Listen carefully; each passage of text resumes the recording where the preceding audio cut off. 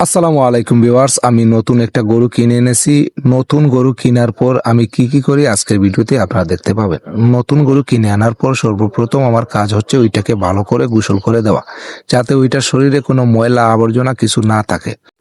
নতুন গরুকে আমি আমার অন্যান্য গরু থেকে দূরে রাখি, তার কারণ হচ্ছে নতুন গরুতে যদি কোনো ভাইরাস থাকে সেই ভাইরাস আমার পুরনো গরুকে এফেক্টেড করতে পারে। সেই জন্য আপনারা সবসময় চেষ্টা করবেন নতুন গরুকে আপনাদের পুরনো গরু থেকে দূরে সরিয়ে রাখতে।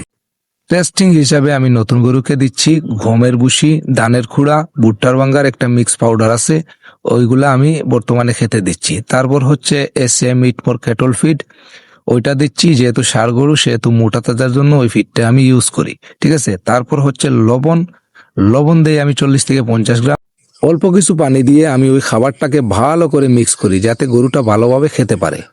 আমি গতকাল যে নতুন ষাঁড় বাছুরটা কিনছি, ওই ষাঁড় বাছুরটাকেই কিন্তু এই খাবারটা খাওয়াবো। ওই ষাঁড় বাছুরটাকে তো কি কি করলাম সেটা আপনারা দেখতে পাইছেন। আর এখানে ওর জন্য কি কি খাবার তৈরি করছে, আসলে এখানে আছে আপনার মিটমোর ফিড, এসিআই মিটমোর ফিড আছে, প্রায় 1 কেজির মতো আছে। তারপর এখানে আছে আপনার ধানের কুড়া এবং গমের ভুসি মিক্স, এটা আছে আপনার প্রায় 1 কেজির কাছাকাছি। তারপর আছে লবণ, 40 গ্রামের মতো লবণ, পানি, পানি আবার বেশি না, পানি এখানে অল্প পানি আছে। এবং সাথে এখানে কি দেওয়া হবে, এখানে সাথে দেওয়া হবে চিটা, লালি যেটাকে বলে, এই লালি দেব। আর এই গরুটাকে এখনো কোনো ট্রিটমেন্ট করা হয় নাই, ওর জন্য ট্রিটমেন্ট বাকি আছে, ঠিক আছে। এই দেখতে পাচ্ছেন, এই যে চিটা দেখতে পাচ্ছেন, এই চিটাগুলা হচ্ছে আপনার এই যে আমাদের আখ বলে, আখের গুড়ের অবশিষ্ট যে জিনিসগুলা থাকে ওইগুলাকে চিটা বলে, লালি যেটাকে বলে। এটা খাওয়ানোর উপকারিতা কি? চিটা কেন আমি খাওয়াই জানেন? এটাতে আছে 17টি এনজাইম, 17টি এনজাইম আছে। এই 17টি এনজাইম গরুর রুচি বৃদ্ধি করে, গরুর পেটের মানে পেট ফুলা বা পেট ফাঁপার সমস্যার সমাধান করে। তারপর হচ্ছে আপনার এই এই চিটাগুলা খাওয়ালে গরুর ত্বক সুন্দর হয়, রুচিতর বৃদ্ধি করে। আর পাশাপাশি এই চিটাটা 17টা এনজাইম যেহেতু আছে, এটা অনেক উপকারে আসে, ঠিক আছে। এটা বিস্তারিত ডিটেইল বলতে হলে অনেক সময় লাগবে। মোটামুটি চিটাগুড় অনেক ভালো একটা জিনিস গরুর জন্য, ঠিক আছে। তো এই গরুটাকে বর্তমানে এই খাবারগুলা দেওয়া হচ্ছে। আহ, আর ওই গরুটাকে আলাদা রাখার কারণ হচ্ছে যদি দেখা যায় এফএমডি বা লাম্পি স্কিন ডিজিজের মতো কোনো রোগ থাকে, ওই রোগ কিন্তু যদি অন্য গরুতে ছড়িয়ে যায়, সেজন্য নতুন গরুকে আপনারা আলাদা রাখবেন। নতুন গরুকে আপনারা আপনাদের পুরনো গরুর সাথে রাখবেন না, কমপক্ষে 15 দিন অবজারভেশন করবেন। নতুন গরু আনার পর আপনারা কখনোই নতুন আনার পরে চিকিৎসা দিতে যাবেন না। নতুন গরু আনার পর কমপক্ষে 10-15 দিন আপনারা অবজারভেশন করবেন, দেখবেন।